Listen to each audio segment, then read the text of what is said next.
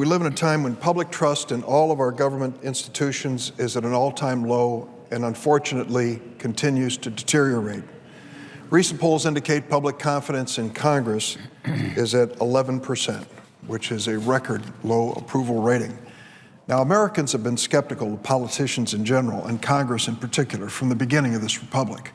It is a healthy skepticism which reflects the freedoms that are part of our democracy and the right of people to disagree with leadership with impunity under our Constitution, with some limitations.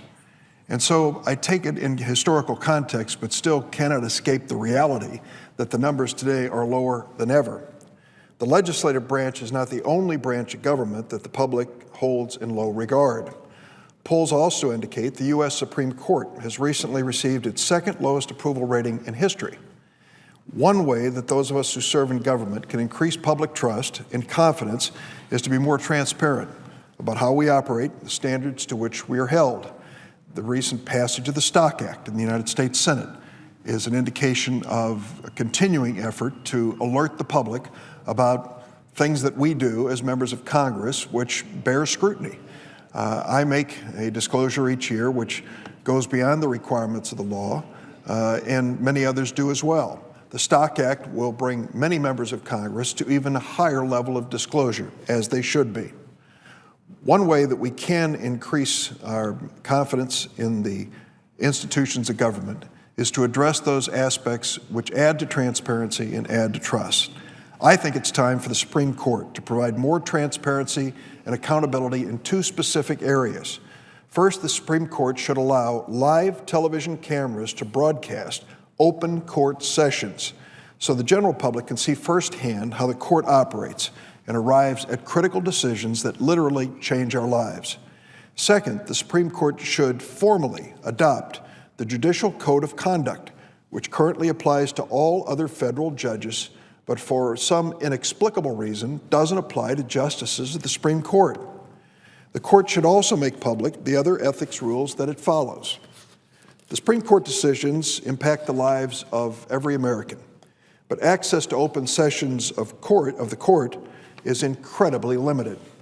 As a result, the court's proceedings and the way it arrives at decisions are a mystery.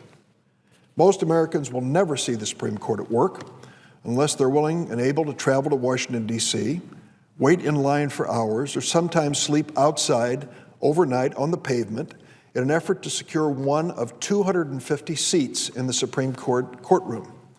In a democratic society that values transparency and openness, there is no valid justification for such a powerful element of our government to operate largely outside the view of American people. I'm pleased to have partnered with Senator Chuck Grassley, my Republican colleague from Iowa, the Cameras in the Courtroom Act, S. 1945. He and I continue the work of our former colleague, Senator Specter, on this important issue. Our bill would require televising of all open sessions of the court unless a majority of the justices determined that doing so would violate due process rights of one or more of the parties before the court. We give to the court the last word on any given argument or case as to whether or not it will be public and televised. In the coming weeks, the Supreme Court is going to consider the constitutionality of one of the most important pieces of legislation to be considered by Congress and signed by the President in decades, the Affordable Care Act. During the year-long congressional debate on health care reform, every hearing, floor debate, and vote was accessible to every American with a television set or a webcast and a computer at all times. The American people should have the same opportunity to watch the open session of the Supreme Court as it considers the constitutionality of health care reform legislation. On this point, there is bipartisan agreement. Despite our strong disagreements about the substance of the Affordable Care Act, Democrats and Republicans from both chambers have written to the Supreme Court urging them to permit live video and audio broadcasts of the health care reform argument. The court should allow live broadcasts of the health care reform hearing and all other open sessions of the court, since each of the court's decisions has the potential to have a transformative impact on the lives of so many Americans. There are some that say we should not allow cameras in the Supreme Court because only bits and pieces of court proceedings would be televised, and they might be taken out of context. That reminds me of the editorial from a few years ago, and here's what it said. Keeping cameras out to prevent people from getting the wrong idea is a little like removing the paintings from an art museum out of fear that visitors might not have the art history background to appreciate them. Similar arguments were made when the consideration was given to televising these proceedings. Nevertheless, for 2 decades, the legislative sessions and committee meetings of the Senate and House have been broadcast live, and the legislative branch is better for it. The majority of states permit live video coverage in some or all of their courts. It is time the Supreme Court did the same. Mr. President, I'm sure you have found when you've gone back home, there are people who watch C-SPAN nonstop.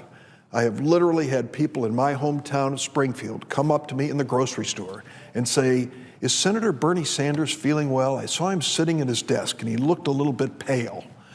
They follow it with such a close regard for the members and the speeches that it's a surprise to many of us who live in this institution and work in it every day. In my view, the Cameras in the Courtroom Act is a reasonable approach that balances the public's need for information and transparency with the constitutional rights of those who appear before the court. As in past years, Cameras in the Courtroom Act enjoys bipartisan support. I want to thank my colleagues, Senators Klobuchar, Cornyn, the presiding officer, Senator Blumenthal, Senator Schumer, Harkin, Gillibrand, and Begich for co-sponsoring the bill. These senators believe, as do Senator Grassley and myself, that public scrutiny of Supreme Court proceedings will produce greater accountability, transparency, and understanding. I'd like to thank Senator Leahy, Chairman of the Senate Judiciary Committee, for scheduling my bill, the Cameras in the Courtroom Act, for a vote in the Judiciary Committee. It was reported out with a strong bipartisan vote, and it's now pending on the Senate calendar.